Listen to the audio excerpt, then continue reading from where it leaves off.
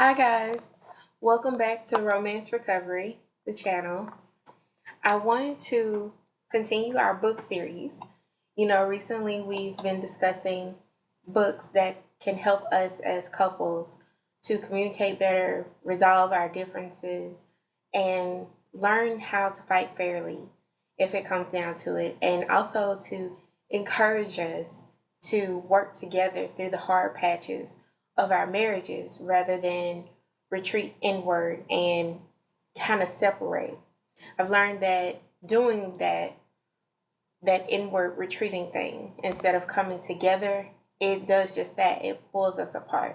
And before we know it, we're just in this separation and don't know how to get out of it. And I've been there a couple of times, and what I've always found is that opening up is the answer. And I know that we talk a lot about roses and candles and candlelight dinners and long walks in the park, holding hands, kissing, all of these physical aspects to spark the romance again. And that's a very important part of romance recovery. But just as important, I find, if not more important, is the spiritual aspect of romance recovery. So that's what we're going to discuss this week. So far, all the books that I've recommended have had a spiritual element to them. They've been well-rounded in their subject matter, and it's been different elements to help you as a couple. But this week, we're pulling for something that is completely scripture-based, spiritual-based, and it's primarily toward the guys this week, the husbands. And that is because sometimes, guys, it's not what you do that can spark the romance, but who you are. Your character says a lot about you. And as a Proverbs 31 woman, myself, I can tell you that we do have guidelines that we as women of God, lovers of God in general, can follow that will open our hearts up a little bit more and soften us when we do get to those rough patches.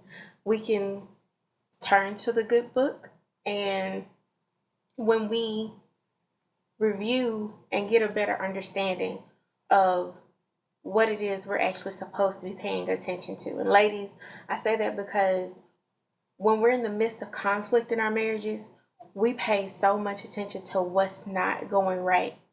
And we often forget to look at things the way God would want us to look at them. And He's just as much a part of our marriage as we are, as our husbands are. God is the foundation. So we have to check in with Him just the way we talk about the fact that we need to check in with each other. So that brings me back to you guys. This week, the book that I'm referring to and reviewing this week is actually the book of Proverbs, and it's chapter 31. Usually Proverbs 31, we use that to reference the women, but the first 10 verses, the first 9 verses rather, of Proverbs 31 speaks to the character of a man. And it is a mother giving her son advice on the type of man that he should be. And I want to point out just the last 2 verses in particular. Verse 8 and verse 9 say, "Speak up for those who cannot speak for themselves, for the rights of all who are destitute. Speak up and judge fairly, defend the rights of the poor and the needy." The reason I wanted to point those 2 verses out, and that's Proverbs 31 verses 8 and 9. The reason I wanted to point those 2 scriptures out is because they say something very important to the type of man that we need as women, as wives.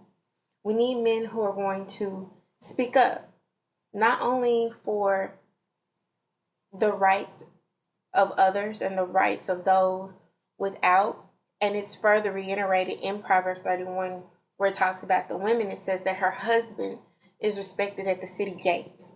So being able to speak up for others is important, guys. But it's also important for you to speak up for yourselves, for your marriage. I said earlier that we get to a place where we often revert inward, and it causes a separation, it causes a cutoff. And sometimes, guys, you just have to be the first to step up and speak up. Sometimes you have to be the first ones to say, I am not going to stand for us being separated like this. We have a problem. I want you to know that I'm here. I want to work it out with you. I will listen.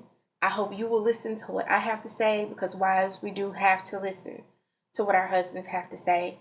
I know that we often feel so intensely that it can sometimes seem inside of us that our feelings are so much more important, but it's not.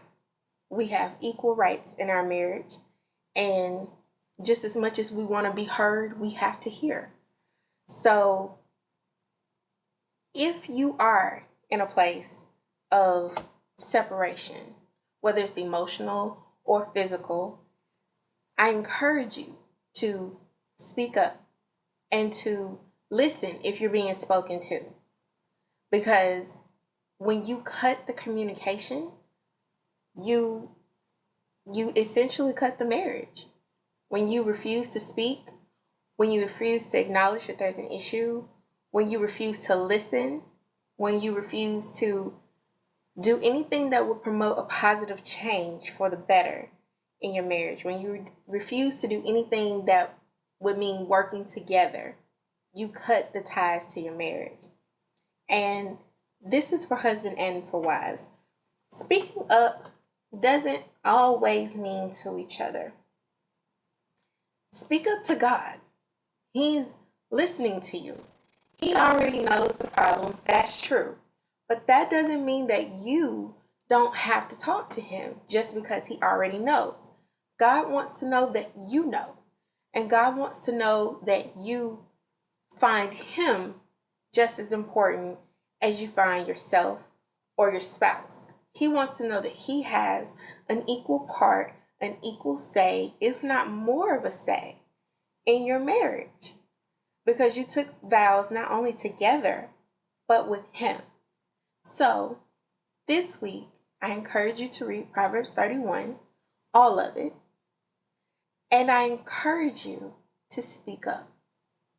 Have a great week, you guys.